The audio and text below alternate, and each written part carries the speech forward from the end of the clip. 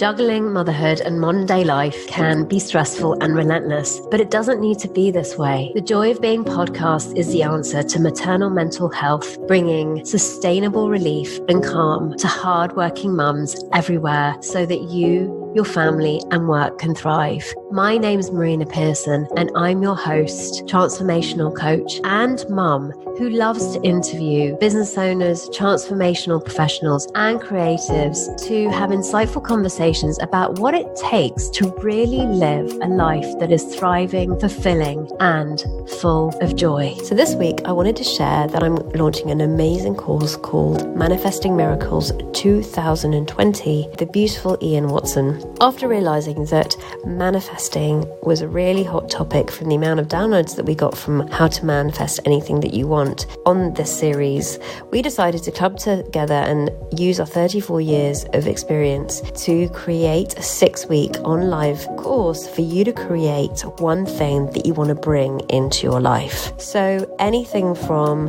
relationship to money to client, anything that you have thought to be totally impossible to create in your life, then we're going to give you the space to be able to do that. Now, who's it for? Well, it's for you if you've been striving and struggling to make that one thing happen. We're also going to get you clarity on what that is for you. Plus, by the end of the course, you would have manifested something of your heart's desires that you might have thought that was totally and utterly bonkers crazy that you never thought you'd be able to do. So if this sounds like something that you're interested in, and even, if you've read my book, you'll know that there's a chapter dedicated towards this, and you want to be able to manifest and make 2020 that miraculous year for you, then join me and Ian. If that sounds like something you want to be part of, then email me at marina@marinapearson.com, putting the subject line, Manifesting Miracles, and then in the body, just ask me for more info and we'll take it from there. Hope to see you soon.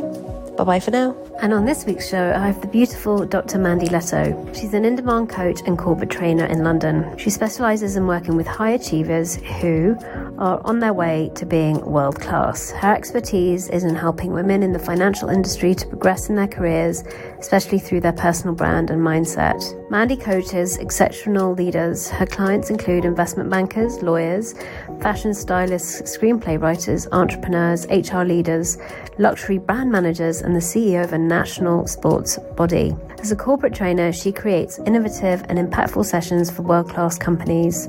And I met the beautiful Mandy Leto on one of those wonderful networking events in Athena, and we instantly had a connection. And I just loved her energy and I loved her way of expression. So much so that we found out that she was a former columnist for the Psychologies magazine, and she's written for and featured in the Sunday Times, Psychology Today, Top Sante, the Huffington Post, but to name a few. She's an amazing person and has an incredible capacity to share her wisdom succinctly and with such grace and beauty. And that's why I decided to bring her on today, because of her knowing of holding success lightly so that we can achieve without necessarily doing so with our knuckles turning bright white. So if you're a gung-ho achiever and loves to get stuff done, but is doing so with white knuckles and stress and anxiety, then this is going to be an amazing episode for you. Enjoy. And on today's show, I have the beautiful Jacquie Forde. I've known Jacquie for about 4 years now, and every time I speak to her, there's always something new that I get to see. She's one of the most wisest, funny, and grounded women I know, but a sense of presence is just palpable. So I was super excited to have her say yes to come on. And we decided to talk about something that a lot of people tend to do the opposite for, which is talking about the pitfalls of fast decision making. Often we think that we have to make decisions right there and then, but what if we don't? What if actually there's more wisdom in sitting with the unknown and not knowing what we are going to do until it arises? And this is what I loved about Jacquie, because she actually really embodies that. And this conversation also really embodied that too. She has a huge amount of experience in coaching and midwifery and sales and God knows what else. But what I always get when I speak to her is a sense of peace and stillness, and an opportunity to listen to my own wisdom. So if you're struggling with a decision and think you need to make it fast, or you've made fast decisions in the past and you've realized that maybe, just maybe, that wasn't the best way to go, then this is going to be an amazing episode for you. Enjoy.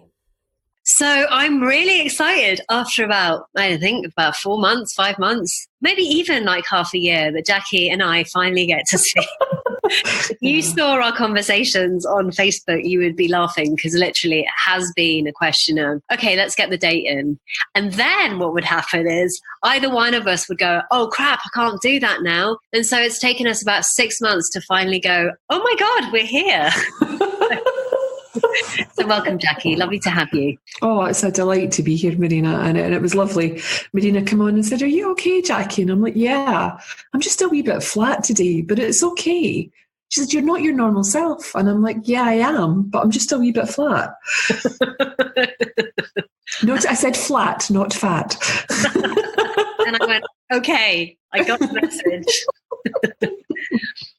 So when I asked Jacquie about what she would love to talk about today, she answered, I want to talk about how the right choice of what we're meant to do actually comes by itself. And often we can get in the way of that.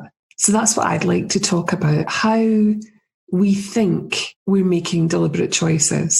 And often by making deliberate choices, we're making those deliberate choices from the intellect and not from our heart. And I wonder how many of your listeners, your mums, the parents, people who have their own businesses have done that. They've made a decision from a space of fear instead of letting that right choice come through them. And what I'd like to also discuss with you, Marina, is how can we help that right choice come through us? I love that, because what I've seen is often the deliberation of making a choice is often so that's the bit that drives us nuts versus actually just making the choice. So I'd love to start with why this is so important to you. Why is this wanting to be expressed particularly today in this episode? I think it's wanting to be expressed, Marina, because I'm in a space of not knowing. And in that space of not knowing, I'm feeling frustration. I'm feeling a bit flat. I'm feeling a bit unsure. But at the same time, I know that it's okay. So I can feel those feels and I can go into those emotions, but I don't need to know the content of why I'm feeling that way. Because often when I go through something like this, because trust me, it happens a lot, it's not a case of I feel that I need to know, because when I feel that I need to know, that's where my suffering happens. That's where the frustration really kicks in. So when I bounce up against this, what I'm feeling right now, this frustration of not knowing, of wanting to move ahead, of wanting clarity, that mechanism of feedback is telling me that I'm getting in my own way.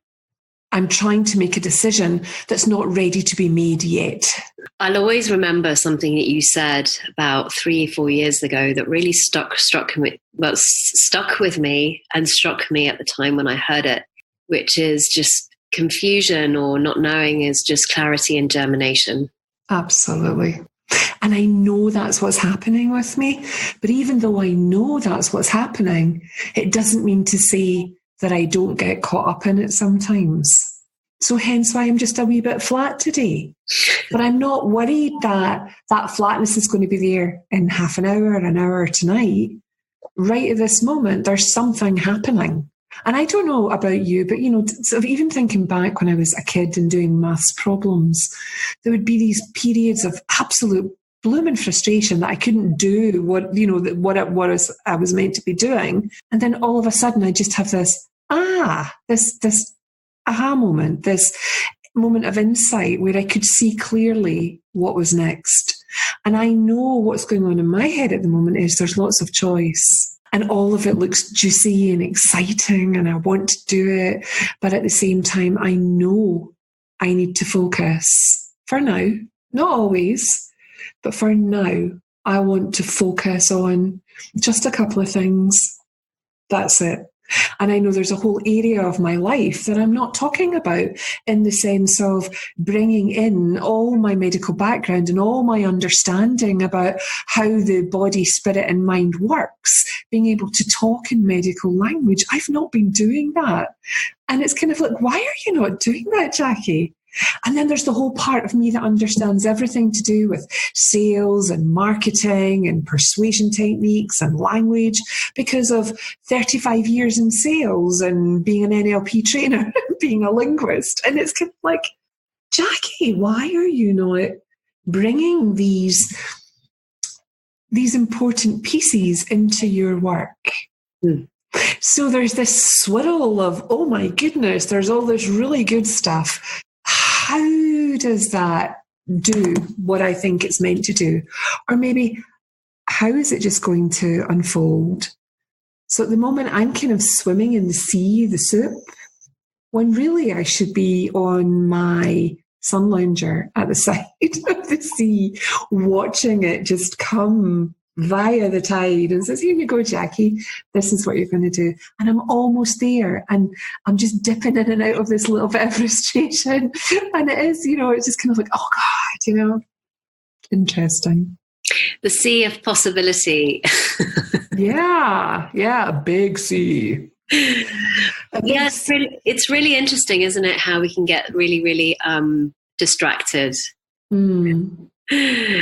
I mean, I hear you, because I've had the same dialogue with my Spanish side, where I speak the language. So I'm like, well, why am I not sharing this in Spanish? There seems to be a really open playing field to do that right now. And why am I not doing that? And I'm still not doing it. And I was interviewed yesterday by Marina Galan, and it went really well. And I had a conversation with one of the ladies that was on the call, and we're going to have a sales conversation. And I'm like, well, why am I doing more of this? It seems much easier. And and right now, I don't have clarity on that, so I'm not going to do anything. Exactly. That's where I am. I don't have clarity. It's like, so I'm doing nothing, waiting. But at the same time, I know, Marina, that probably in the next day or two, something's about to just be birthed. And I know that. And you just know, But I also know that we were on holiday last week and I've just come back. And there's elements of self-care that I have not been attending to in the last couple of days. And I know that knocks me into a space of what I'm feeling right now, that I'm taking some of the thinking I'm having quite seriously, because I'm just in a lower state of mind. Nothing to be scared of, nothing to be frightened of. Just, I know there's something more for me to see here. No decisions to make. No decisions to make, even although, that little frustration bubble pops up and it just tells me I'm meant to burst the bubble and I'm meant to know what's going on. But, I was speaking to one of my clients earlier today, Marina, and I think this is incredibly important. Just because you know about this understanding, okay? Whether you've been around it for a day, 2 days, 5 weeks, 6 months, 10 years, 50 years, it makes absolutely no difference. All of us have blind spots. All of us have the potential to become lost in thought, for our awareness to be lowered in any given moment of time, either through lack of sleep, lack of food, dehydration, lack of exercise. Any of these things have an impact on us because, get this, we're human. We're human beings. We're having this psychological experience, but we're also spiritual beings. Two sides of the same coin, all working together at the same time. How can I give myself a hard time? I can. Because I'm human. But there are other areas of my life, and there are other areas of other people's lives where you don't give yourself a hard time because you can see through the role of thought. You can see the true nature of thought very, very clearly. And then other times you just can't. So while I sit in this little puddle of flatness, I can have a wee splash every now and again. But I know that puddle's going to dry up. I know it's going to go away until the next time I'm in another puddle. The lovely thing about being there is knowing I'm about to learn something new. Mm. So I can feel flat, but I'm not frightened. Just as all the teachers who've been around us for years and years and years, just like me, can feel flat, but not frightened by it. I love that, because what I really hear in that, and something that I came to quite a few years ago, is that insecurity is an insight waiting to happen. Mm. There's always a gem in there for us to see something new. So what of making decisions, like this idea of bad or good decisions? What's your take on that? I'm really curious, actually, because I often get this question. So you can get caught up in the conceptual idea of good and bad, or you can recognize that a decision is something that either feels right or doesn't feel right in the moment. Mm. I tend to navigate my life from that space, Marina. Either it feels right enough to do it, or it doesn't feel right enough not to do it. And that might mean I've not to do it yet. So I don't think of decisions as being good or bad, right or wrong. It's just a natural thing for me to either do or not do in any given moment of time. For example, the kind of things that are playing about in my head at the moment, it's not that one's right or one's wrong or one's good or one's bad. It's which one feels right to move forward with. Mm. Because when I start to label things as good or bad, right or wrong, then comes the emotional baggage, then comes all the beliefs, the values, the conditioning alongside it. Hmm. And I've just found it easier to navigate from that space of, does it feel right? And, sometimes it can not feel right now, but that doesn't mean to say that in a day or 2 days or 5 years, it'll feel completely different. Does that make sense? Yeah. And when you say feel right, how do you know it feels right to you? Like, is there an example, or is there something or is that very personal to everybody? I think that's very personal to everyone. But, for me, in my experience, when a decision feels right, it's almost like there's a full stop at the end of the sentence. That's so beautiful. Oh my God. Like, I'm just going to have to, oh wow, I'm going to put that up on my wall. Thank you. Yeah, you did. I felt that again in me, Marina. So probably something shifted in me again, which I love. So thank you. It's like there's a full stop and there's no and or but or so or this can or that. It's just, that's it. Like when we moved from Edinburgh to our house here, it was like we knew it was the right decision. There was no, even though there was crap Wi-Fi and terrible broadband and no shops and, 750 people versus 750,000 people and, all of this kind of thing. It was just, it felt right. And I never argue when it feels right because there's nothing to argue with. That's such a beautiful distinction. Seriously, like I'm still feeling that insight, and I'm actually all choked up and I don't know why. I'm just going to sit with that right now. So thank you for sharing that full stop analogy, because it really hit me hard. As I say, it kind of hit me in my solar plexus too. I thought, oh God, here we go. But it's just really, really interesting how we do second guess ourselves so often, and it's become such a normal part of our existence that we think that's what we're meant to do. But when you go into justifying, you're fighting against what is. And as Eckhart Tolle would say, that's where the suffering happens. Instead of accepting things in the moment as they are. There was a meme you put up on Facebook, which I loved, which was, it's raining. And then there was like the whole justification of why it was raining and why you didn't want it and the experience of the raining. And it's just raining. It's just raining. I know. It's like I said to you, I feel flat. It's the same thing. You know, we can all look for justification, but the justification is story, it's concept, it's idea, it's conditioning, it's memory, which to me is all old, stale thought. You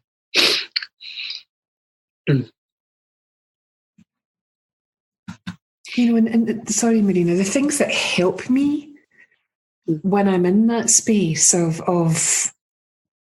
knowing, because it's a knowing.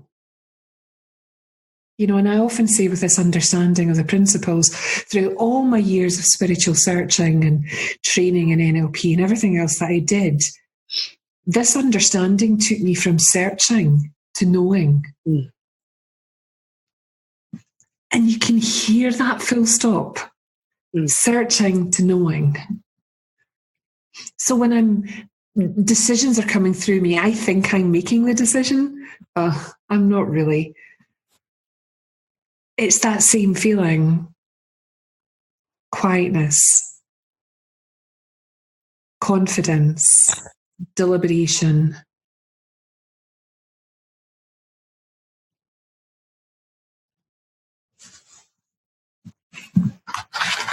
And on you go.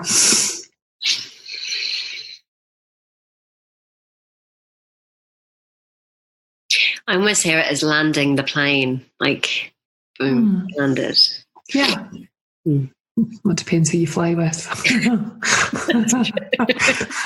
I was on a Ryanair flight to Tenerife the other week there, and I swear I thought I was going over gravel, and I thought when we landed on Tenerife, I got landed. Actually, that's true. I've had some major, like, oh my God, I'm still alive. But there's the waiting. And this is something that,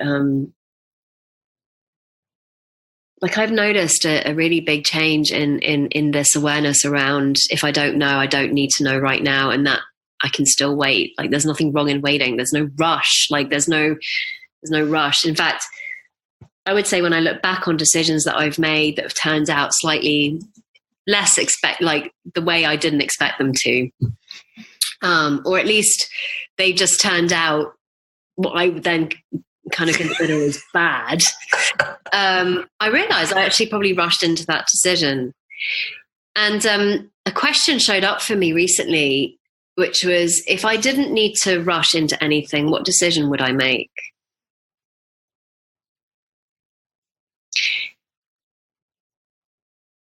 And that was a really beautiful question from wherever that came from, because often we think we have to make a decision right now to feel better, so that we don't, somehow we think that the insecurity is coming from not knowing, as opposed to actually just searching for that decision in and of itself.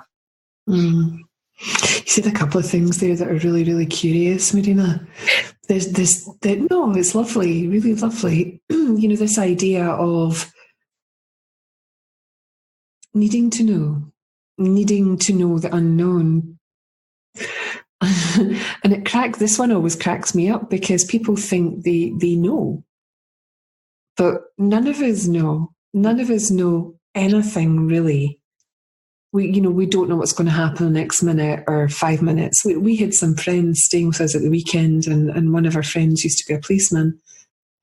And he said, one of the biggest takeaways he had from his time as a policeman was, you just never know what's going to happen in the next minute. People leave their houses in the morning. God knows what's going to happen during that day. And a lot of people don't come back. Yet here we are. We think we know. And we make decisions from that space, fearing what will happen if we don't. Yeah, it's all unknown. And if it's all unknown and we truly believe that time is a concept, it's an idea, it's a construct, it's a human-made construct, then why are we rushing things that are not ready to be birthed. It's like we don't get pregnant and then think, okay, the baby has all its limbs, it's got a heartbeat, right, it's time for it to be born, around about 28 weeks, it'll live, it's all good, just needs a wee bit of fat on there, we can do that outside. We don't. We know that we have to wait for things to fully form.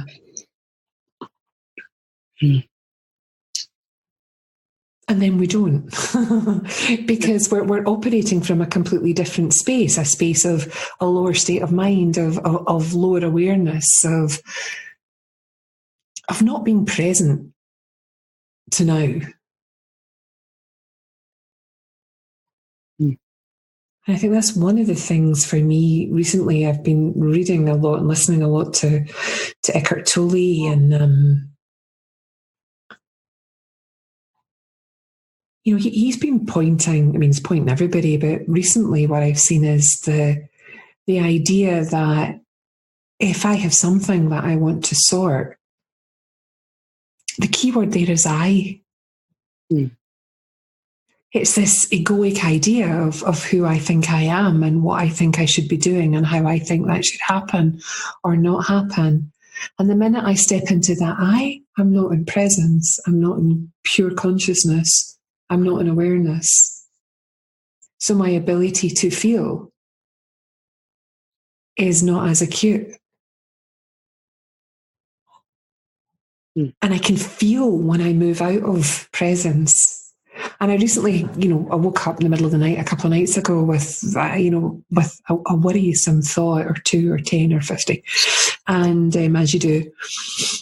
And what came to mind was, be present. And the minute that I felt that, nothing else mattered. Because I saw the true nature of thought as transient, impersonal, temporary.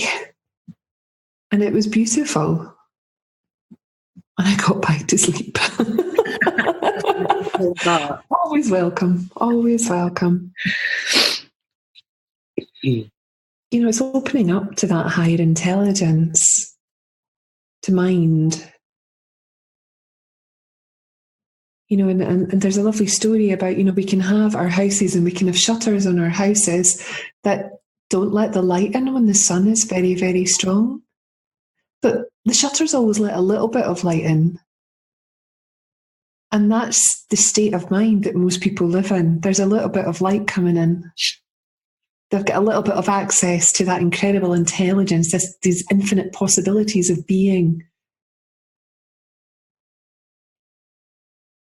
But there's more. And when we fully open the shutters and the windows, we fully open our eyes, we can see and we can feel and we can hear more than we've ever felt before, which just informs the decisions that we believe we're making. Because there's something to be said for thinking that we need something on the outside right now to make us feel better. What, like gin? Well, that's the exception, of course, like chocolate. So why are we so scared to be in the unknown? What is that about? Like, why, what happened there? That's actually where we thrive. So I'm not sure. It's where we live. Right. Right. Even like a better distinction. So what happened? I don't know. I don't know. Is this just another one of these urban myths that's perpetuated by religion and conditioning and education? I don't know. I really don't know, Marina. I know for me that recognise, I think I've always known that that I might not know the plan, but the plan knows. The plan knows. And I can play about with my wee plans within the grander plan, and then the plan will let me know whether that's right or not. Yeah. When you keep coming up against a brick wall, and it's recognizing that every time that happens, it's like, oh, here's another lesson. Instead of like, going into story about, oh, I'm a failure or I shouldn't be doing that. Now this analogy belongs to everyone. I know your podcast is for mums, but it's kind of like it belongs to everyone. I'm a parent. I've got 3 daughters who are now 26, 24 and 21. Congratulations. You're going to be a grandma. Grandma. I know everybody keeps slagging me off about that. So that's happening next year. So I'm a grandma in waiting at the moment. So I never had a divine plan for my girls. I brought them up to leave us. And it's that non-attachment to everything in life. If you can see it clearly enough, a non-attachment to outcome, and that everything is experience. It's neither good nor bad or happy or sad. It's simply experience. This beautiful feeling of love and neutrality that gives me, Jacquie, this name that I have, to have these gorgeous experiences where I get to learn and I get to evolve and grow. I get to shed what I don't need anymore. And one of the ones that just gets me all the time is, like growing up and this label of mother, this label of employee, entrepreneur, blah, blah, blah, but especially the mother one. I remember about five or 6 years ago, Marina, sitting with my 3 daughters in the house. And I sat down with them and it was kind of like, in one instance, I felt like their mum. And then we were chatting away and then it was kind of like, oh, look at us. We're just all being human and we're all having a giggle. And then all of a sudden it was just like, oh my God, we're just all souls on this human journey. And I just got this picture in my head of wearing an apron and the apron strings kind of untied themselves and the apron fell to the ground. It was like there was nothing for me to do except be there as another soul on my human journey, sharing what I know, rather than the label of mother who thinks she needs to know everything, that nothing is allowed to be unknown. I have to know everything. I have to have answers for everything. I have to make sure that I protect my children. There is this gorgeous tapestry of life out there, rich, rich tapestry that we need to allow our children to sew for themselves. We need them to fall down so they learn what that feels like. We need them to fail so they learn what that feels like, just as we do, but not to criticize our children or criticize ourselves for what's unfolding. It's just unfolding. And to do that with love and compassion for ourselves and for them. So decisions for me are just things that pop up in the moment. I've mainly taken the me out of it because when the me gets into it, it doesn't turn out so well. And it turns into a thriller or a drama or a film noir.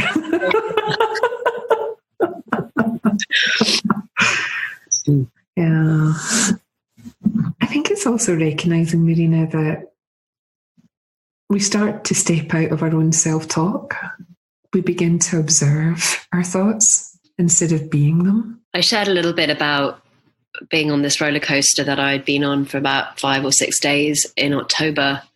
It looked to me like it was financially driven. Always does. And I just had about 4 things happen pretty much in the same 48 hours. And it was full on. I'm like, oh my God, is there anything else? And so I was in this whirlwind of insecurity around my finances, like it was all going to go to hell, like I was going to end up, I was going to end up homeless. It's crazy, right? Just how am I going to fend for my son? I mean, blah, blah, blah. And I went to San Diego and I was part of this was interesting to me because I was actually on a wealth investing immersion retreat in San Diego and I didn't feel like I belonged that time. It was like, I don't belong here. I've done pig's eye bollocks. I've just completely bollocksed up my whole financial plan like in this 1 week. Anyway, last day was spent building sandcastles on the beach. So we always have an activity, and this particular to just let the learnings process and to have some space for stuff to come in. And so they hired the sculptor and his assistant to come in and show us how to build amazing sandcastles on the beach, like amazing, like just I'll send you a photo, but I mean literally we're talking about I don't know, 5 turrets and the size of like a really big table. And I mean, just, frozen type castles. So we built two. Anyway, as we were building, they told us that we had to make sure that the cement, that the sand and the water had to be compacted so that it didn't fall apart. And on one part of the turret, obviously that hadn't happened. And so it fell apart. And we went, oh God, that's so awful. Ugh. Anyway, we turned it into something really beautiful. We turned it into this staircase. So it started to look like a Scottish castle, like ruined castle. And it looked amazing. Then we put a bridge over it. And that's where it hit me. And it was like, oh my God, everything's salvageable. And just because it looks like everything's falling apart, what if it's just taking you in a new direction? And that with your creativity, you can shift it into something even better. So just to be there, to have that one insight just totally made the trip. Yeah, something that's completely aligned with where you are in your life right now, rather than where you think you're meant to be. I guess the sort of thing that they talk about is it's not a breakdown, it's a breakthrough. That's so American. So you go rah rah rah rah rah rah. It's not a Scottish thing to do that. I know. I love that. I love that metaphor. It's a beautiful story about how we can see these things, visibly in front of us, tangibly, that we can touch and feel instead of it just being an image in our minds. These kind of tangible things are the things that really stay with us. It's like a business idea or putting something out there and it doesn't work. It just doesn't work. You can give yourself a hard time for that, or you can look at it and say, well, what was it about that didn't work? And then you realize, well, that wasn't what you were meant to be doing. It's what you thought you were meant to be doing. Ooh, that's nice. I love that. That's a beautiful lesson because that's just so simple. That's really just very simple. That's it. That's the lesson. Okay, been lovely speaking with you. Do you know, it applies to parenting as well.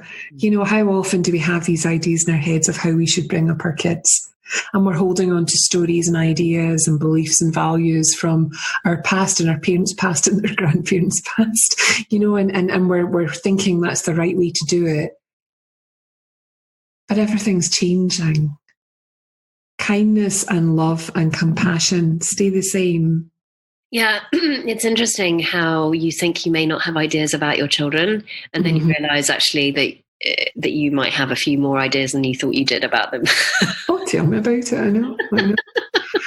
I know. Yep, I'm always getting put in my place. And then they apologise later and I'm like, it's okay, I get it. It's not a problem. And I think about that, like, if I had disagreements with my mother, she would have taken umbrage to it and probably wouldn't have spoken to me for weeks. Whereas when my kids take umbrage at something I do, and they come back to me quite quickly and they'll say, I'm sorry, Mum, I didn't mean that. I've been a bit overwhelmed or I'm tired. I'm like, it's okay, I understand. There's no story because I know what it feels like. So is there anything you'd love to share before we wrap this up? I guess it's for people to recognise that, we live in this digital age and a lot of us spend a lot of time on our screens, one way or another, connected, but we're connected to a collective mind, and to recognise that the collective mind can be useful, but being in nature and being away from our screens and taking time out to walk, to watch, to be in awe of what's around us, even if you live in a city, can help slow our minds down. And in that slowing down or quietening of this chatter that we have going on in our minds, we're able to see so much more of life than if we stay on this fast treadmill all the time. And it's in that quieter place that decisions come to us instead of us fighting our way to create decisions that are maybe not fully formed yet. I just love this sort of newness around waiting for the decision to come through. And if you don't know, just wait. It will come through at one point or another. And in the meantime, you just get on with your life. It's much easier than we think it is. So much easier. So much easier. You know, and we've been innocently taught the other way. We have. You know? Well, it depends if you believe in conspiracy theories, but you know. That's another podcast episode. That's another podcast. So Jackie, if somebody has listened today and goes, oh my God, like who is this woman? I want to check her out. She's amazing and I love her accent and I'd love to spend more time with like listening to her. Stop talking about yourself. Well, if I talk about you, I'm talking about me. So it's a double whammy there. Listen, I'll just send all the details to you. You know, I have a podcast called the Unashamedly Human Podcast that you've been a guest on. Thank you. And there's a website, you know, Jacquie Forde, blah, blah, blah, blah, blah. There's lots of stuff there for people to read or to listen to. Yeah, and Jackie's amazing. And she also runs these beautiful retreats in her space in Scotland. And I've seen the photos. And at some point or another, I want to get myself up there because it looks just absolutely magnificent. But she's also an incredible facilitator. And every time I'm in her presence, I'm going to be floating around in my little sort of grace bubble today after having spoken to you. So thank you so much, Jacquie. And obviously all of the links will be in the show notes, so you can connect with her there. So thank you so much, Jacquie. It's been such a pleasure. And for everybody that's been listening, I hope you got as much out of it as I did. Until the next time, bye-bye for now. So this week, I wanted to share that I'm launching an amazing course called Manifesting Miracles 2020 with the beautiful Ian Watson. After realizing that manifesting was a really hot topic from the amount of downloads that we got from how to manifest anything that you want on this series, we decided to club together and use our 34 years of experience to create a 6-week on-live course for you to create one thing that you want to bring into your life. So anything from relationship to money to client, anything that you have thought to be totally impossible to create in your life, then we're going to give you the space to be able to do that. Now, who's it for? Well, it's for you if you've been striving and struggling to make that one thing happen. We're also going to get you clarity on what that is for you. Plus, by the end of the course, you would have manifested something of your heart's desires that you might have thought that was totally and utterly bonkers crazy that you never thought you'd be able to do. So if this sounds like something that you're interested in, and even, you know, if you've read my book, you'll know that there's a chapter dedicated towards this, and you want to be able to manifest and make 2020 that miraculous year for you, then join me and Ian. If that sounds like something you want to be part of, then email me at marina@marinapearson.com, putting the subject line Manifesting Miracles, and then in the body just ask me for more info and we'll take it from there. Hope to see you soon. And there we have it, another amazing episode of The Joy of Being. Until the next time, remember, you are the joy you seek.